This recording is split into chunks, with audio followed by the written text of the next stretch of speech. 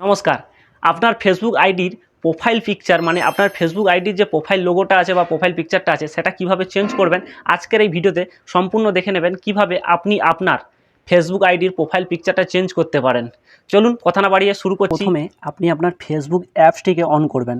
On করার পরে দেখুন যেই ফেসবুক প্রোফাইলের ফটোটা মানে প্রোফাইল ফটোটা চেঞ্জ করতে চান সেইটা যেন লগ ইন থাকে বা যদি লগ ইন থাকে সেটা লগ ইন করে নেবেন। নেওয়ার পরে দেখুন এইখানে এই যে বাম দিকে কোণে এই যে দেখুন আপনার যে প্রোফাইল লোগোটা আছে ছোট্ট মতন ছবি, ওই ছোট্ট মতন ছবিটায় টাচ করবেন। টাচ করার পরে দেখুন এখানে আপনার এই যে প্রোফাইল লোগোটা মানে প্রোফাইল ছবিটা আছে তার পাশে এই যে ছোট্ট ক্যামেরার চিহ্নটা আছে না, ওই ক্যামেরার চিহ্নটার উপরে টাচ করবেন।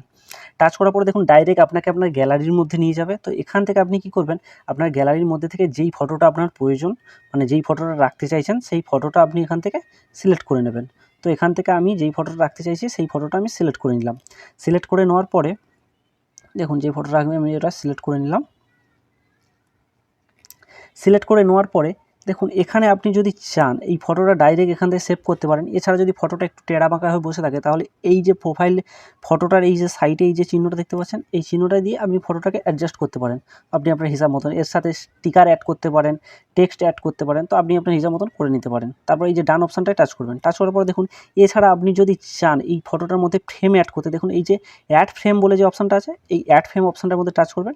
টাচ করার পরে দেখুন কত রকমের অ্যাড করতে পারবেন ফ্রেম, অনেক রকমের ফ্রেমের দিয়েছে মানে বার্থডে এইসব অনেক রকমের দিয়েছে, বার্থডে অ্যানিমেশন কোনো রকম বার্থডে কন্টেন্ট এরকম অনেক রকম দিয়েছে। তো আপনি চাইলে এগুলো অ্যাড করতে পারেন, তো আপনি আপনার হিসাব মতন অ্যাড করে নেবেন, না চাইলে না করতে পারেন। তো তারপরে এখান থেকে ব্যাক বেরিয়ে যাবেন। যাওয়ার পর এই যে উপরে এই যে সেভ অপশানটা দেখছেন নীল কালারের, এই সেভ অপশানটায় টাচ করবেন।